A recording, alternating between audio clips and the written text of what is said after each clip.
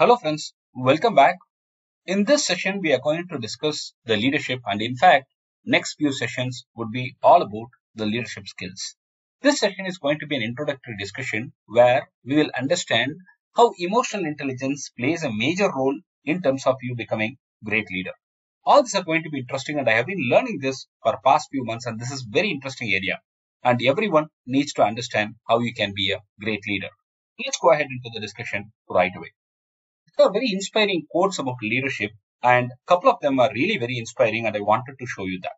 If your actions inspire others to dream more, learn more, do more, and become more, you are a leader.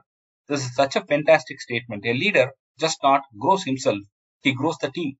A leader is one who knows the way, goes the way, and shows the way. That's another statement. That's another very inspiring statement that tells what a leader is capable of.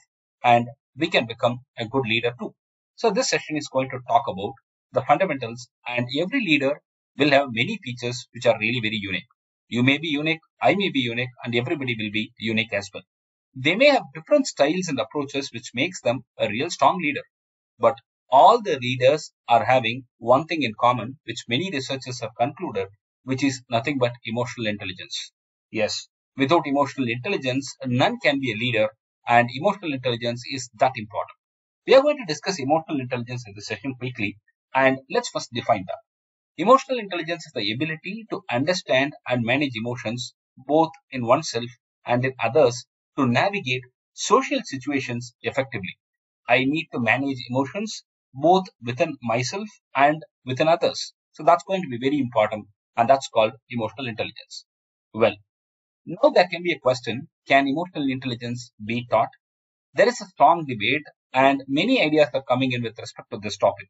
Some say leaders are born, and that's genetic factors, they also say. But some say, in a very encouraging factor, that yes, leaders can be made. Just like any other skill, this requires a little bit of effort and commitment to improve. Techniques which include mindfulness, self reflection, seeking feedback from others, practicing empathy, all these contribute to emotional intelligence.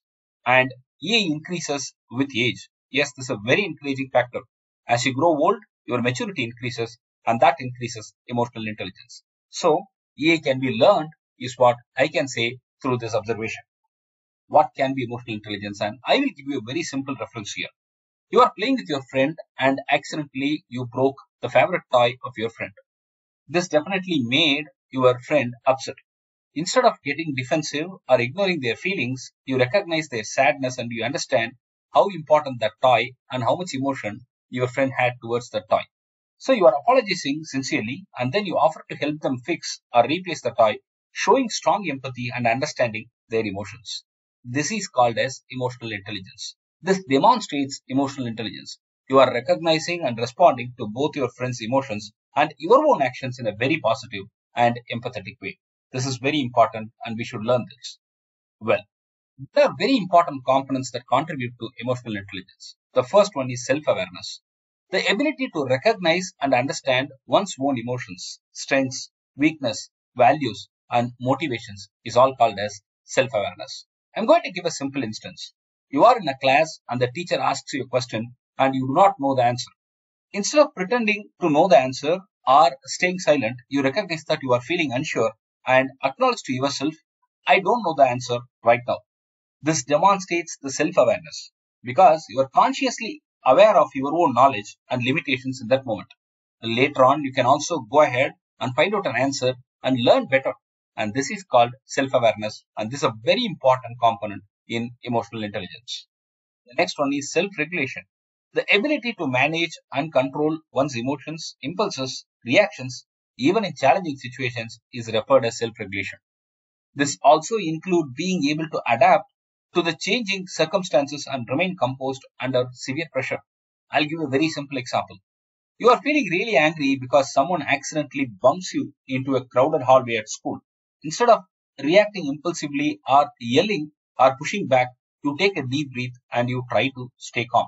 You recognize that getting angry will not ever help you in this situation and it's going to make things worse.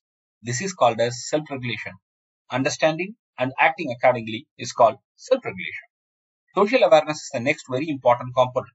The capacity to perceive, understand, and empathize with the emotions and perspectives of others is called social awareness. This involves you being able to pick up on social cues, understanding the non-verbal communication as well, and to recognize the dynamics of interpersonal relationships. This is one of the very important components, and you should understand the value that this social awareness adds to emotional intelligence. The next one is empathy. This carries a lot of value. Empathy involves in understanding and sharing the feelings of others. It's the ability to put yourself in someone else's shoe and perceive things from their perspective as well. This allows you to connect with others emotionally. You can show compassion, and importantly, you can respond in a very sensitive manner to their needs. Empathy is very crucial. It helps you in building and maintaining positive relationships. It also helps you in resolving conflicts. It also helps you in demonstrating the care and understanding that you show towards others. I can give you a very simple example.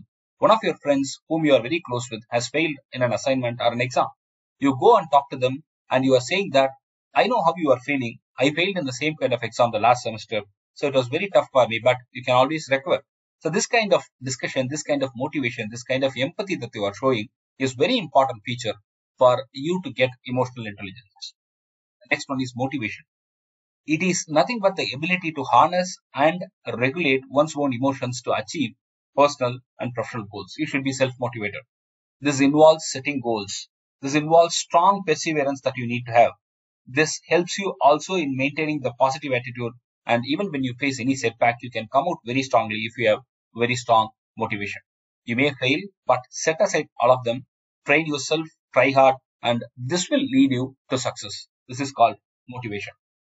These five gets you going as a great leader. In fact, the successful leaders are good in emotional intelligence, and you should understand that. If the leaders do not have emotional intelligence, if they have rest all things, they may not become real good leaders. And this is recorded by many good people and researchers who have done a lot of research in this area. So emotional intelligence is most important, and we should try to gain them.